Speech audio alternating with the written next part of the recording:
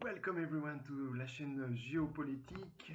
So, as we talked over the last week, a number of conflicts have been frozen due to the pandemics. But now those conflicts who have been frozen are re-emerging again, like the conflict between Houthi and Saudi Arabia, with again retaliation from both parts.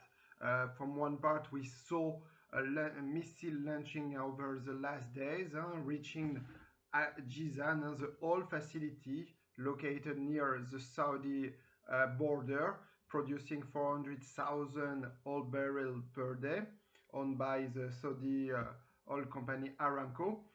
From the Saudi part, and there is no confirmation that such oil facility has been reached.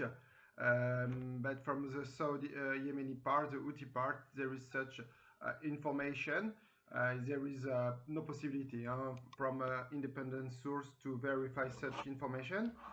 Also, according to the Houthi spokesman, military spokesman, Mr. Yahya Sayeh, also a Saudi military base has been touched last week, causing dozens of deaths from the Saudi military.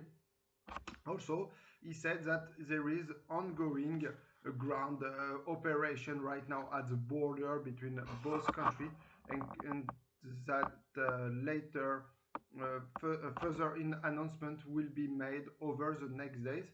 So it seems that there is a similar ground operations than last year in September, when thousands of Saudi soldiers have been captured by Houthi. So we will see whether this time the Houthi will be able to penetrate even further and capture some even towns located near the Yemeni border. Also, in another regional development, the stranded boat called FSO Safer, which dates back from 1976, so quite old boat, which has been right now is really close to a bridge, according to experts. And this boat is containing 1.1 million oil barrel. And so if any ruptures occurs over the next days, it will create an unprecedented environmental disaster in the region, meaning that, for example, the Hodeidah port, one of the main ports in Yemen, will be unusable, and perhaps the Red Sea could not be used as a navigation path.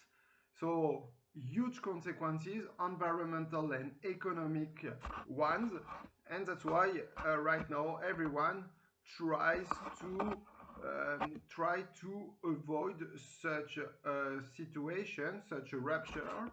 So that's why this week the Houthi authorities have decided to give access to UN expert to access to this boat.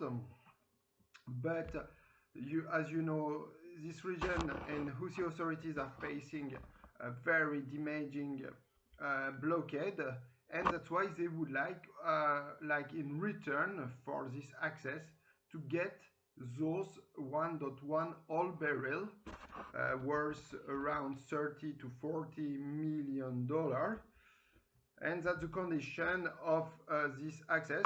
Let's see whether an agreement could be found.